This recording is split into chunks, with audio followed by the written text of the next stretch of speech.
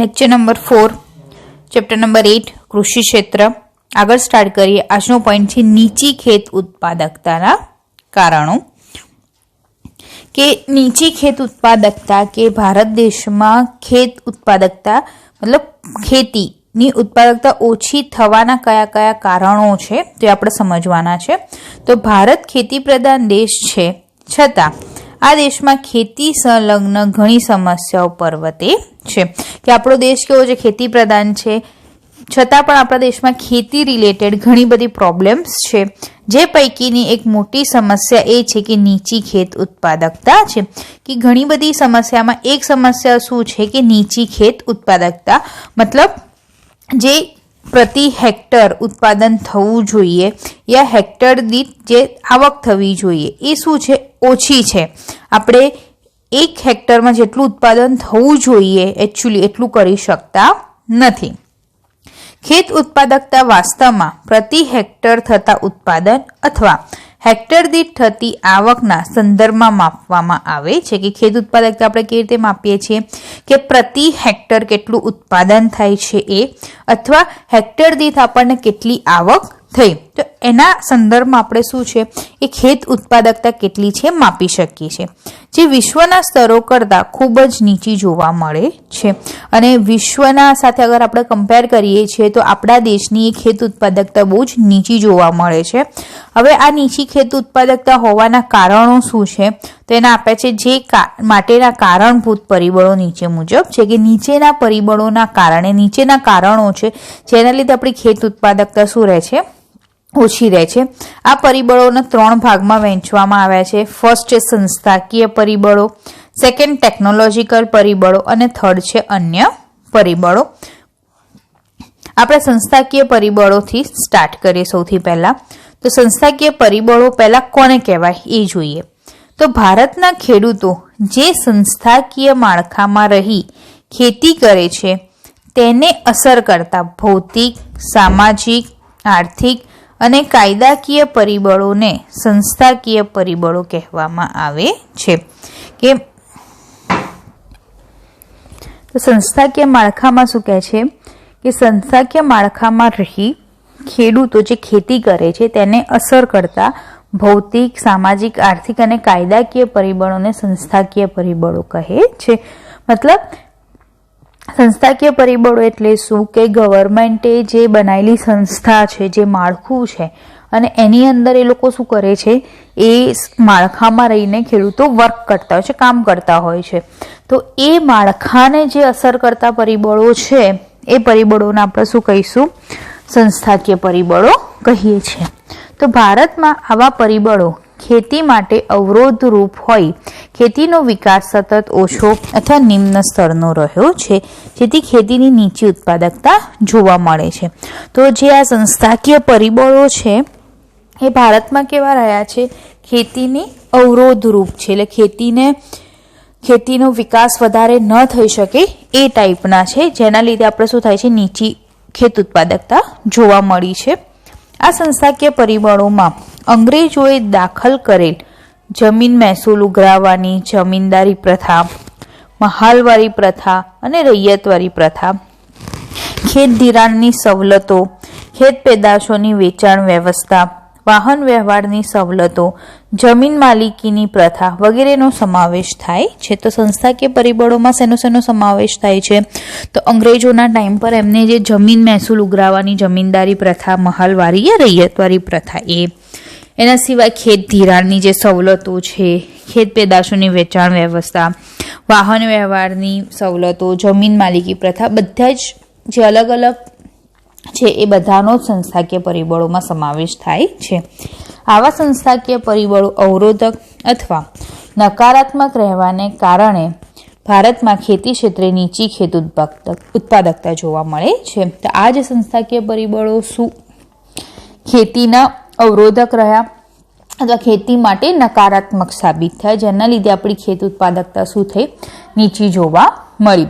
તો હવે ડિસ્કસ કરીએ એક પછી એક કે કયા કયા સંસ્થાકીય પરિબળો છે.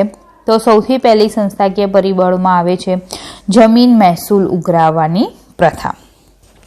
જમીન મહેસૂલ ઉઘરાવવાની પ્રથા શું કહે છે? તે ભારત દેશ આઝાદ થયો ત્યારે દેશમાં જમીન મહેસૂલ ઉઘરાવવાની 3 પ્રથાઓ પ્રચલિત હતી. જ્યારે આપણે આઝાદ થયા એ વખતે દેશમાં 3 રીતની અલગ અલગ જમીન મહેસૂલ ઉઘરાવવાની પ્રથા હતી.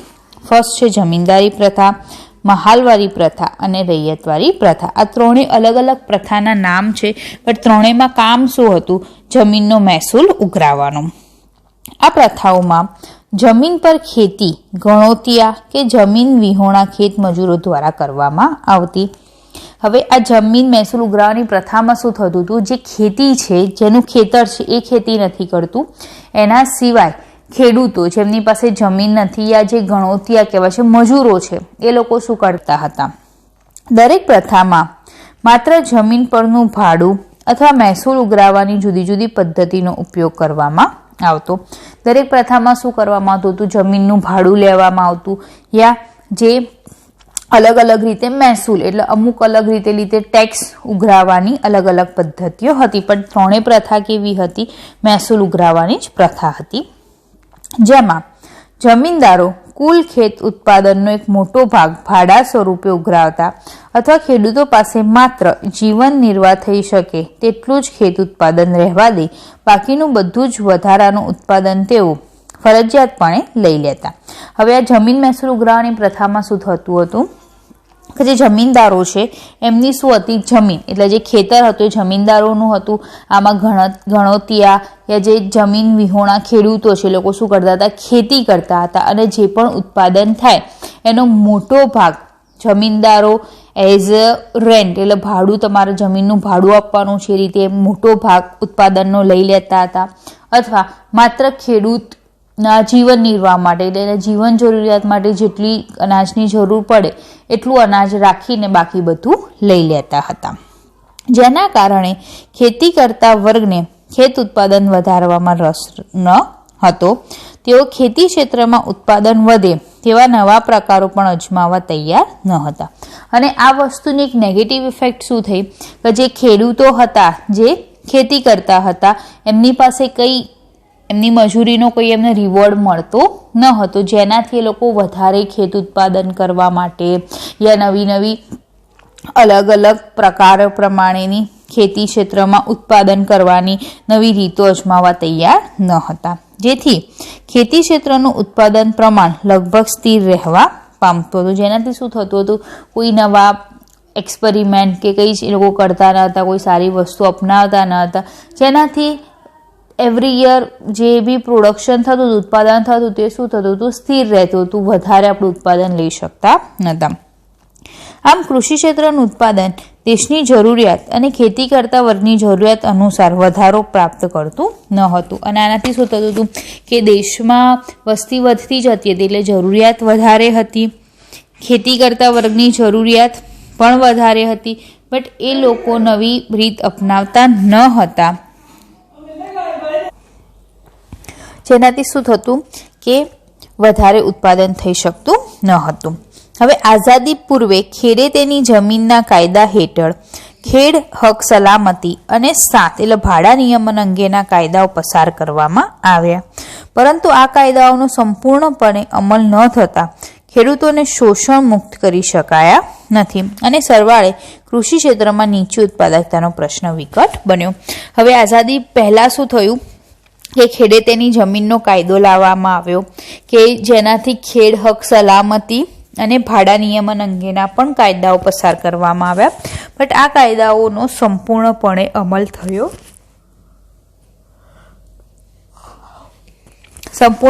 અમલ ન થયો, જેનાથી શું થયું કે ખેડૂતોને શોષણ મુક્ત આપણે કરી શકીએ નહીં, ખેડૂતોનું શોષણ થતું રહ્યું. અને આ બધાના કારણે શું થયું? કૃષિ ક્ષેત્રમાં ખેતીમાં નીચી ઉત્પાદકતા જોવા મળી. હવે બીજો જે સંસ્થાકીય પરિબળ છે એ કહે છે ખેત ધિરાણ. તો ભારતમાં મોટાભાગના ખેડૂતો ગરીબીનો સામનો કરતા જોવા મળે છે, જેમને દરેક પાક અગાઉ ખેત ધિરાણની આવશ્યકતા રહે છે. હવે જનરલી ખેડૂતો કેવા છે? ભારતમાં ગરીબ ખેડૂતો છે, એટલે એમને કંઈ પણ ઉત્પાદન કરવું હોય, પાક ઉગાડવું, એના પહેલા એમને શું કરવું પડે છે? ધિરાણ એટલે લોન લેવાની જરૂર પડે છે. આ ખેત ધિરાણ દ્વારા તેઓ એટલે લોન લઈને એ લોકો શું કરે છે, બિયારણ, ખાતર, જંતુનાશક દવાઓ વગેરે ખરીદી કરવા શક્તિમાન બને છે. એટલે ધિરાણ લે છે, લોન લે છે ત્યારે એ બિયારણ, ખાતર, જંતુનાશક એ બધી દવાઓ ખરીદી શકે છે અને ઉત્પાદન પ્રક્રિયા શક્ય બને છે, જેનાથી ઉત્પાદન થઈ શકે છે. પરંતુ આઝાદી સમયથી ખેત ધિરાણમાં ખાનગી નાણાં ધીરનારની મોટી ભૂમિકા જોવા મળી છે. પણ આઝાદી પહેલાથી જ શું હતું કે ખેડૂતોને અગર જો ખેત ધિરાણ લેવું છે તો એ લોકો શું કરવા જતા હતા, ખાનગી નાણાં ધીરનાર એટલે જે પ્રાઇવેટ નાણાં ધીરતા હતા એમની પાસે વધારે નાણાં લેતા હતા. ભારતમાં 1951માં અંદાજે 71.6% ખેત ધિરાણ નાણાં ધીરનારનો વ્યવસાય કરતા લોકો દ્વારા કરવામાં આવતું હતું. 1951ના આંકડાઓ જોઈએ તો 71.6% જે ખેત ધિરાણ થતું તે કોની પાસેથી થતું હતું, જે આવા નાના મોટા ખાનગી ખેત ધિરાણ હતા એમની પાસેથી થતું હતું. આ ધિરાણ તેઓ ખૂબ જ ઊંચા વ્યાજ દરે ખેડૂતોને પૂરું પાડતા હતા. હવે એ લોકો લોન તો આપતા હતા પણ સામે વ્યાજ દર શું હતો, બહુ જ ઊંચો હતો. આ ઉપરાંત તેઓ હિસાબમાં ગડબડ કરી ગરીબ ખેડૂતોને છેતરતા પણ હતા. અને આની સાથે સાથે લોકો વ્યાજ દર તો બહુ ઊંચો જ રાખતા હતા પણ સાથે સાથે શું કરતા હતા, હિસાબોમાં ગડબડ કરી એમની પાસેથી વધારે પૈસા લેતા હતા. હવે આઝાદી પછી શું થયું, આઝાદી પછી સરકારે રાષ્ટ્રીય સ્તરે બેંકોનું વિસ્તરણ કરતા નાણાં ધીરનારનો વ્યવસાય કરતા લોકોનું મહત્વ ઘટ્યું. આઝાદી પછી શું થયું, બેંકો વધારે ને વધારે બેંકો થઈ, જેનાથી આવા નાણાં ધીરનારનો જે બી વ્યવસાય કરતા હતા એ લોકોનું મહત્વ શું થયું, ઘટવા લાગ્યું. સરકારે 1975થી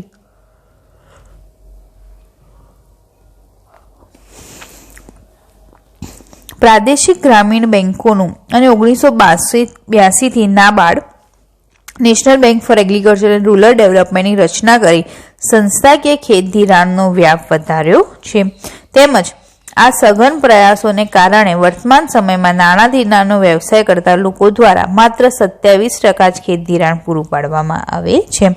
અને પછી ગવર્મેન્ટે શું કર્યું, 1975માં પ્રાદેશિક ગ્રામીણ બેંકોની સ્થાપના કરી, 1982માં નાબાર્ડની સ્થાપના કરી. આ બધી જે સંસ્થા છે એ લોકો શું કરતા હતા, ખેડૂતોને ખેત ધિરાણ પૂરું પાડતા હતા, જેનાથી જે પ્રાઇવેટ નાણાં ધીરનાર લોકો હતા એમનું મહત્વ ઓછું થતું ગયું અને અત્યારે ખાલી 27% જ ધિરાણ આવા પ્રાઇવેટ નાણાં ધીરનાર પાસેથી જાય છે. બાકી બધું જ નાણાં ધીરાણ છે ક્યાંથી જાય છે, આવી બેંકોમાંથી જાય છે. જ્યારે બાકીનું મોટાભાગનું ખેત ધિરાણ વિભિન્ન સંસ્થાઓ દ્વારા પૂરું પાડવામાં આવે છે. આ તમામ બાબતો પરથી સ્પષ્ટ થાય છે કે ખેડૂતોનો સંસ્થાકીય ખેત ધિરાણના માધ્યમો સિવાયના ખેત ધિરાણમાં ધિરાણ મેળવવા પાછળનો ખર્ચ ઊંચો રહેતો હોવાથી ખેડૂતોને કૃષિ ક્ષેત્રની આવક એટલે નફો નહિવત રહેતો હોવાથી ખેડૂતોને વધુ ઉત્પાદકતા મેળવવા કે ખેતીજન્ય કામ કરવાનું આકર્ષણ રહેતું ન હતું, જેના કારણે કૃષિ ક્ષેત્રમાં સતત નીચી ઉત્પાદકતા જોવા મળી. તો બીજું શું કારણ શું કહે છે, આવી રીતે જે ખેત ધિરાણ હતું એમને શું થતું, તેની પાછળ બહુ જ મોટો ખર્ચો એમનો થઈ જતો હતો. કારણ કે વ્યાજ વધારે આપવાનો, ટેક્સ રહેતો તો, મૂળ જે કિંમત હતી છે પ્રિન્સિપલ અમાઉન્ટ પાછી આપવી પડતી હતી, જેનાથી એ લોકોનો વધારે નફો થતો ન હતો. અને વધારે નફો, વધારે આવક ન થવાથી એ લોકોને વધારે ઉત્પાદન કરવામાં રસ રહેતો ન હતો, જેનાથી સતત નીચી ઉત્પાદકતા જોવા મળી છે. હવે જે નેક્સ્ટ સંસ્થાકીય પરિબળો છે આપણે નેક્સ્ટ લેક્ચરમાં ડિસ્કસ કરીશું.